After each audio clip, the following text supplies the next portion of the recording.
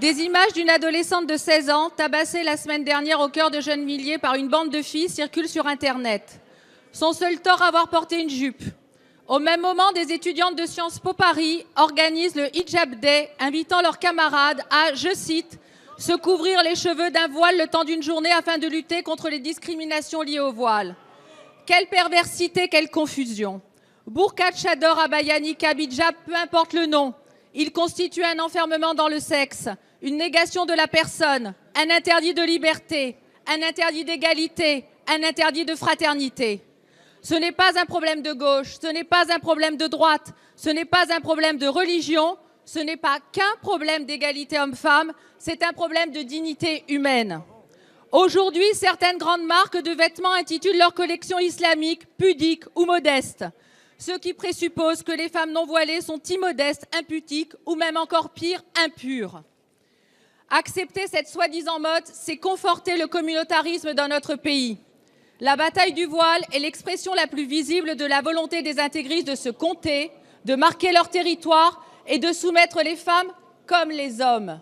Cette forme de purification vestimentaire en est le marqueur.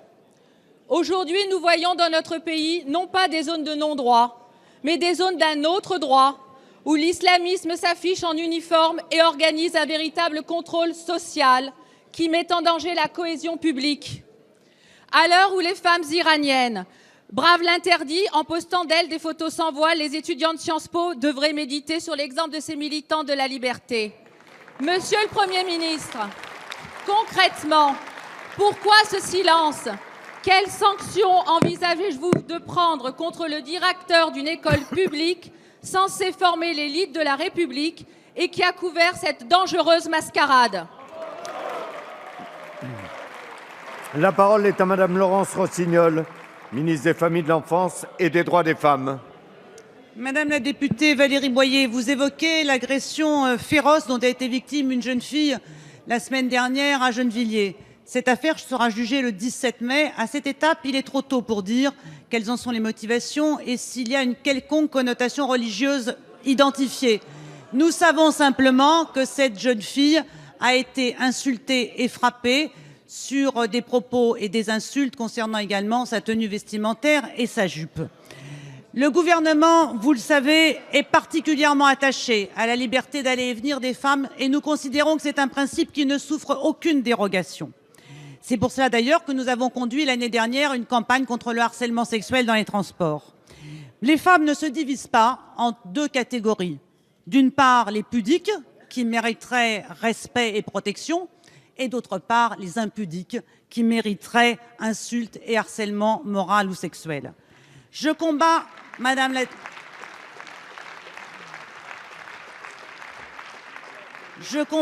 la députée, toutes les idéologies, tous les intégrismes religieux et politiques, tous les stéréotypes de genre qui feraient reculer l'égalité entre les femmes et les hommes et limiteraient la liberté des femmes.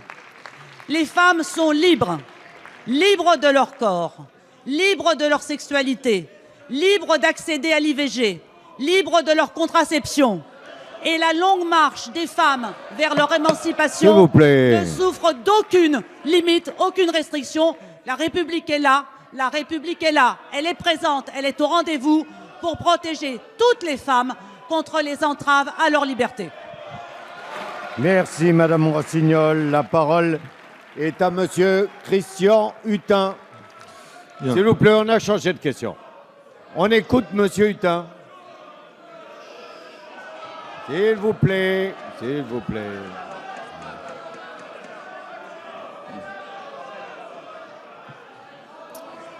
S'il vous plaît, on écoute Monsieur Hutin. Monsieur Hutin, allez-y. Non mais s'il vous plaît, ça va. Vous avez entendu la réponse qu'a voulu faire la ministre. Maintenant, on passe à la question suivante. Monsieur Hutin. Rappel à l'ordre, Monsieur le Président. Bon, attendez. Mes chers collègues, je vous l'ai déjà dit, les questions au gouvernement, c'est aussi l'image de notre Assemblée, de notre démocratie. Donc il y a eu une réponse de la ministre, il y a eu une réponse elle a fait la réponse qu'elle souhaite. Vous aurez l'occasion de lui en poser d'autres. Pour le moment, nous avons changé de question et nous passons à M. Hutin. Bien, s'il vous plaît. S'il vous plaît. Voilà. Bien, Monsieur Geoffroy, ça va. Monsieur Hutin n'est pas la ministre. Il est en train de poser sa question.